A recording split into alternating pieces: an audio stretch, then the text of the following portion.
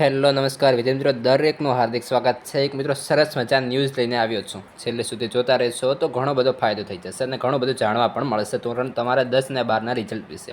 તો મિત્રો આપણે વાત કરતા હતા, જે અગાઉના વિડીયોમાં પણ વાત કરી કે ચૂંટણી પંચ આની એ માટે જરૂર છે કે મિત્રો જે બોર્ડ જે રિઝલ્ટ છે ધોરણ 10 ને 12નું જે છે આ વખતે ઘણું બધું જે છે વહેલું જાહેર કરવાનું હતું, પરંતુ અત્યારે જે છે તેના અમુક જે છે કારણોસર, તો શું કારણ છે ને સંપૂર્ણ ડિટેલની અંદર, તે ઉપરાંત તમને તારીખ પણ જે છે આની અંદર જણાવેલ.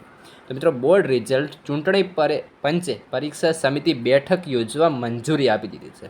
ઓકે, ચૂંટણી પંચે કહી દીધું છે કે તમે તમારે બેઠક યોજો.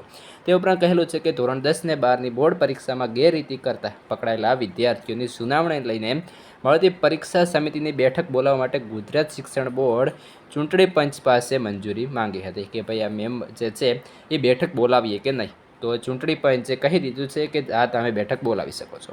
જોકે બોર્ડ દ્વારા હવે ક્યારે પરીક્ષા સમિતિ બેઠક બોલાવાશે તે નક્કી અને બોર્ડના પરિણામો ગુજરાતમાં મતદાન બાદ જાહેર થાય તેવી શક્યતા રહેલી છે. હાલ વિદ્યાર્થીઓ અને વાલીઓ કાગડોળે પરિણામની રાહ જોઈ રહ્યા છે. ત્યારે જો પરિણામ જાહેર થાય તો લોકો પ્રવાસોનું આયોજન કરે અને મતદાન ઘટે તેવો ડર છે કે શું? આ જે છે સંપૂર્ણ રિપોર્ટ છે. તમારે જે છે પરિણામ ક્યારે આવશે તે માટે ફિક્સ જે છે વિડીયો છે આપણે બનાવી દીધો છે ને તેનું જે છે સંપૂર્ણ લિંક તમને આ વિડીયો ડિસ્ક્રિપ્શનમાં મળી જશે. તો સંપૂર્ણ કારણ આ હતું, ચૂંટણી પંચે જે છે મંજૂરી આપી દીધી છે. હવે વાત રહી ગુજરાત બોર્ડની, એ ક્યારે બેઠક યોજે છે તે પણ આપણે જે છે જે રિઝલ્ટના બાબતે જે પણ ન્યૂઝ આવશે એ તમને જણાવશું.